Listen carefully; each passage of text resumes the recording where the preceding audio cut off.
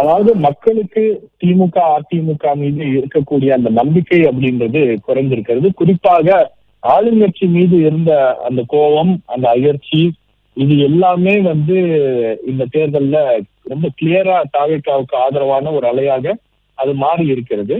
தமிழக சூழல்ல நீங்க பாத்தீங்கன்னா இருதுருவ அரசியல் மட்டும்தான் இவ்வளவு ஆண்டு காலம் இருந்து கொண்டிருந்துச்சு. ஒரு வயபிளான ஒரு ஆல்டர்னேட்டிவ், அதாவது ஒரு ஆல்டர்னேட்டிவ் அப்படின்னும் போது அது ஒரு ஸ்ட்ராங்கான ஆல்டர்னேட்டிவாகவும் மக்களிடம் நம்பிக்கை பெறக்கூடிய ஒரு ஆல்டர்னேட்டிவாகவும் வேற எந்த கட்சிகளும் பல பல கட்சிகள் முயற்சி செய்தார்கள். ஆனால் யாருமே அந்த அளவுக்கு மக்களுடைய நம்பிக்கையை பெற முடியாத ஒரு சூழல் என்பது இருந்துச்சு. அந்த இடத்துலதான் தாவேகா தலைவர் விஜய் அவர்கள் அரசியல் பயணத்தை துவங்கிய உடனே தான் தான் அந்த நம்பிக்கை, தான் தான் அந்த ஆல்டர்னேட்டிவ் அப்படின்றத ரொம்ப ஆணித்தரமாக அவர் அதை தேர்தல் அவருடைய பிரச்சாரங்கள்ல அதை பிரதிபலிச்சாரு.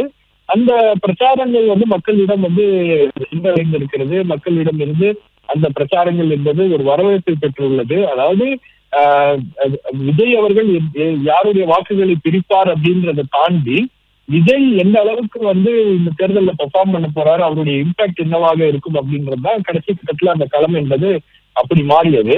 நீங்க இந்த இந்த அரசாங்கத்தின் மீது கடுமையான அதிருப்தி இருக்கிறது அப்படின்றத ரொம்ப கிளியரான இண்டிகேஷன் என்னன்னா, 34 அமைச்சர்கள் 33 பேர் அல்லது 32 பேர் பின்னடைவை சந்தித்திருக்கிறார்கள் அப்படின்னும் போது அது உண்மையிலேயே ஒரு பெரிய விஷயமாக பார்க்கப்படுகிறது. இந்த அளவுக்கு ஒரு பின்னடைவு திமுகவுக்கு வரும் அப்படின்னு அவங்க எதிர்பார்க்கல.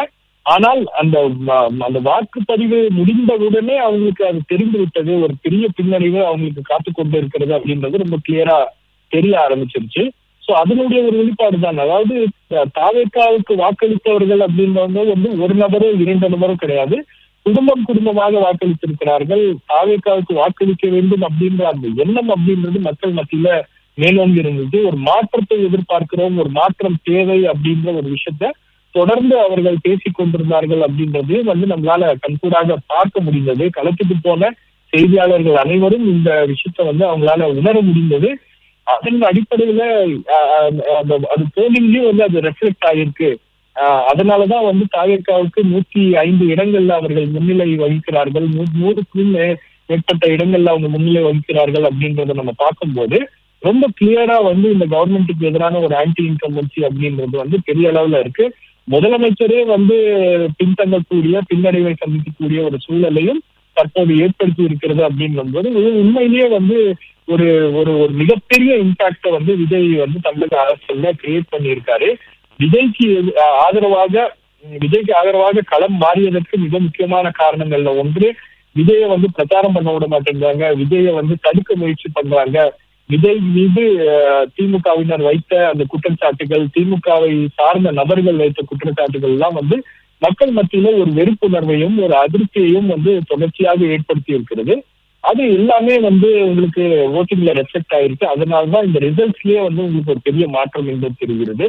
அதே போல போஸ்டல் பேலட்ல வந்திருக்கக்கூடிய விஷயங்கள்லாம் பாத்தீங்கன்னா கூட உங்களுக்கு ரொம்பவே கிளியர் இண்டிகேஷன்ஸ். அதாவது ஒரே ஒரு போஸ்டல் பேலட்ல எல்லாமே அரசுக்கு ஆதரவானவர்கள், ஆளுங்கட்சிக்கு சாதகமாக தான் வாக்களிப்பார்கள் அரசாங்க ஊழியர்கள் அப்படின்ற அந்த நிலை என்பது மாறி இருக்கிறது அப்படின்றது அதுவே ஒரு பெரிய இண்டிகேஷனாக இந்த தேர்தல்ல தெரிகிறது. ஸோ அந்த அளவுக்கு மக்கள் மத்தியில் அதிருப்தி இருக்கிறது அப்படின்றது ரொம்ப கிளியரா இந்த தேர்தல் வெளிப்படுத்தி இருக்கிறது. இந்த தேர்தல்ல விஜய் அவர்கள் அவருடைய பெர்ஃபார்மன்ஸ் அப்படின்றது ஒரு எக்ஸாம்பிளரி பெர்ஃபார்மன்ஸ், அது ஒரு ஸ்டன்னிங் பெர்ஃபார்மன்ஸ்.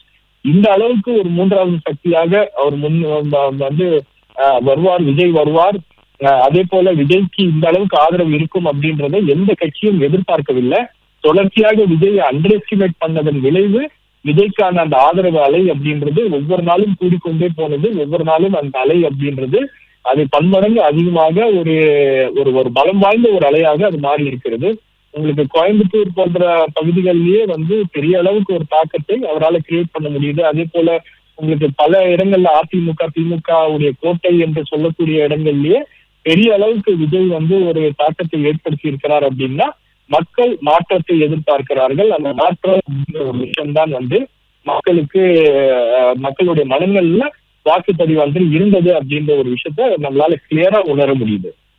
பிளே ஸ்டோர் மற்றும் ஆப் ஸ்டோரில் இருந்து பாலிமர் செயலியை QR கோடு மூலம் பதிவிறக்கம் செய்யுங்கள். செய்திகளை உடனுக்குடன் பெறுங்கள்.